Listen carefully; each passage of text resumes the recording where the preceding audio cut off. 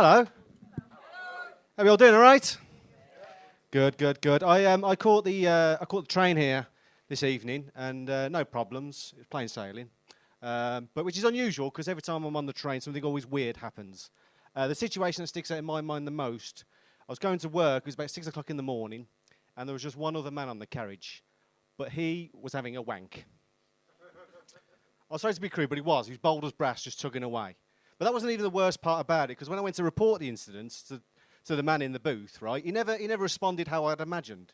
He never said anything like, "Oh, we at West Midlands Railway have a strict zero tolerance policy on such behaviour," or "Rest assured, sir, we'll do our very best to catch these deviants." He never said any of that. He just looked at his watch and went, "At this time of day," which is not what I wanted to hear, and did strongly imply that there is an acceptable time of day to masturbate on public transport. Let me know when it is, mate. I'll buy a ticket tomorrow. I'll buy the Wanker Super Saver return. I could come before I arrive. So no, it is a pleasure to be here, and I genuinely mean that, because I'm a father of a 4-year-old, and I also have a dog. So it's nice to leave the house without having to take a small, irritating creature for a shit, to be honest with you. This is my life now, and it's not made any easier by the fact that I've got one of those little fluffy yappy dogs. I've got something called a Lhasa Apso, which is not so much a dog as it is a sort of high-functioning otter.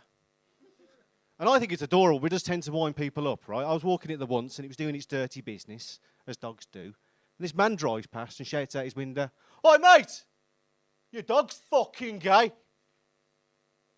I didn't know what to say at the time. I remember thinking, if that man can determine the sexuality of an animal based solely on how it defecates, then he's fucking wasted as an ice cream, man. And then I got to take my daughter to the toilet as well, and I don't like that. I just got to stand there and watch her little poo face. And I don't like it because it's the only time she looks like me.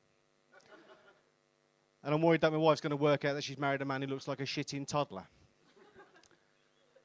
It works both ways, though. One of the very specific things I've learned being a married father of one is that the expression on my wife's face when she gives me a hand job is pretty much the same one she's got when she's foot pumping up the kids' paddling pool.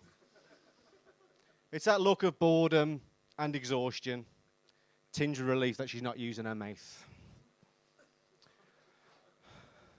This is marriage, 1 year, 7 years. This is what it's all about. And it's good. I like being married. And I'm not saying it's easy. I mean, I was watching The Shining the other day, and I found myself cheering him on. It's not a good sign, is it? No, but to be fair to my wife, I knew she was the one from our very first date, actually, because I took her over this big slap-up meal, and I was about to pay up, and she insisted that we go Dutch, which I thought was very modern and very kind. So we split the bill, and then we smoked some really strong weed and hired a prostitute. Best first date ever, that was. All couples have their problems, though. It doesn't matter who you are. I mean, look at Jay-Z and Beyonce, for instance, right? They've got everything. They've had their woes, haven't they? And I can see why, because Jay-Z was the man who once said he's got 99 problems, but a bitch ain't one. Now, I would argue if you're referring to your partner as a bitch, let's face it, Jay, you've got a nice round 100 problems there, ain't you, son? And if you factor in his misogynistic lyrics, that's 101. And if you factor in the rather dubious use of grammar, which I fucking do, by the way, he's got 102 problems. So that song should be called "I've Got 102 Problems, but I'm trying my best." I think my wife and I will always be at odds to some degree, though, because we're from two very different backgrounds. See, I'm from a council estate in Birmingham, and she's from a nice middle-class upbringing in Stratford-upon-Avon. Now, Stratford-upon-Avon's a very nice place, isn't it, right?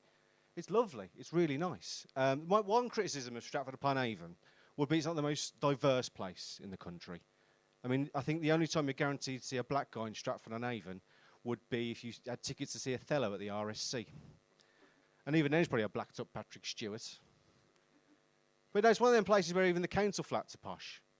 And you can tell they're posh because the piss in the lift smells of asparagus. Touch your class, those guys. So me and my wife having a bit of a falling out, a bit of a row, one thing that she always brings up is my Brummie accent. She always takes the piss out of it, right? And it used to wind me up. And even if people are not taking the mick, they just assume I'm a brain-injured Australian or something, right?